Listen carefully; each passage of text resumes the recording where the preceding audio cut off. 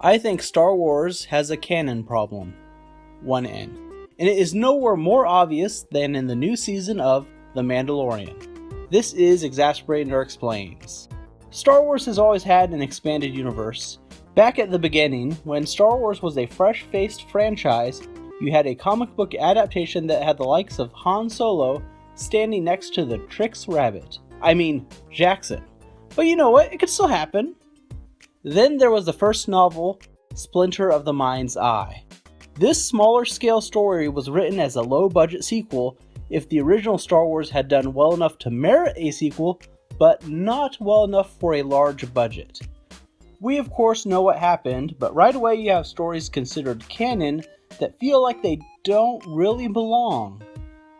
Splinter of the Mind's Eye features the first lightsaber battle between Luke and Vader, and continued to develop a budding romance between Luke and Leia, which is best left forgotten given the familial relationship revealed later.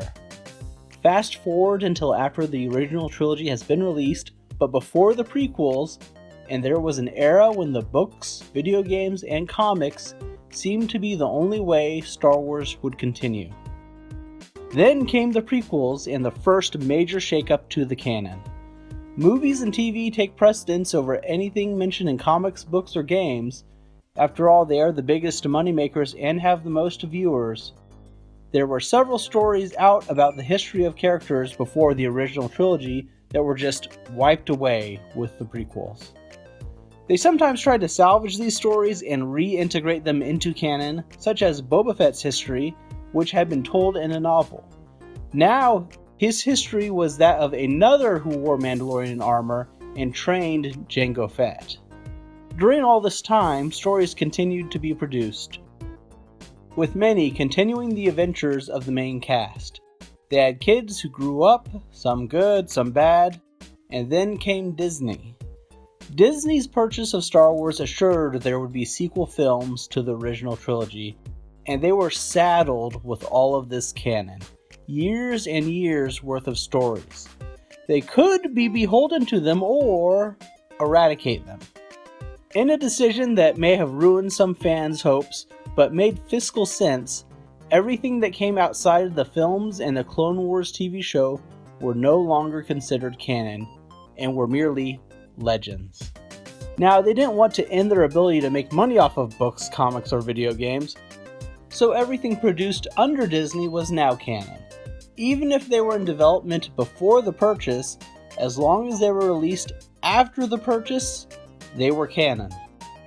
Here's where things get a little wonky and kind of complicated. Many creators in Star Wars are fans of Star Wars, makes sense. So, these creators put people, places, or items from legends in the new stories coming out, re-canonizing them. But it only re-canonizes them so far as they appear within the new stories.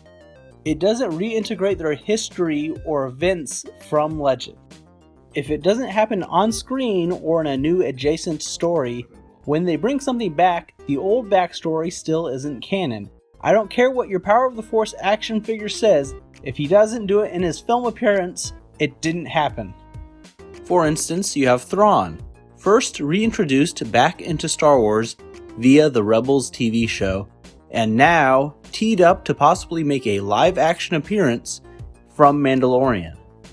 Though his history and characterization seem similar to the original stories, he clearly cannot have the exact same history, as the sequel films have already eliminated that possibility. Likewise, Mandalorian has reintroduced several things back into canon with this new season. In addition to reviving Boba Fett, there is now the Crate Pearl, and now there are the so-called Dark Troopers. In last week's episode where Moff Gideon was standing next to the black armor, everyone said, "Oh, they're bringing back the Dark Troopers." Article after article came out about the Dark Troopers and what they mean, what they are, but they aren't Dark Troopers, or maybe they will be called Dark Troopers, but they could also still be completely different from the original Dark Troopers that became legends. Maybe he just likes the color black. Or maybe it's more of the Death Troopers as seen in Rogue One. Maybe it's just his wardrobe and he likes to wear different armors for different occasions. You don't know, and that's the thing, no one really does.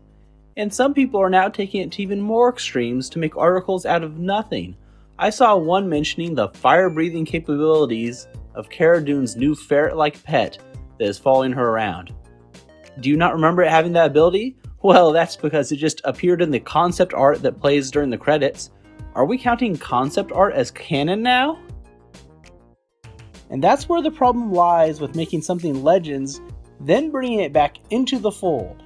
It's getting very complicated, as there's now a lot of stuff that was canon, became Legends, and is now canon again in some fashion. In some ways, it's the best of both worlds for Disney. They have years worth of content where they can pull something random back into continuity to delight hardcore fans and provide something new to more casual fans.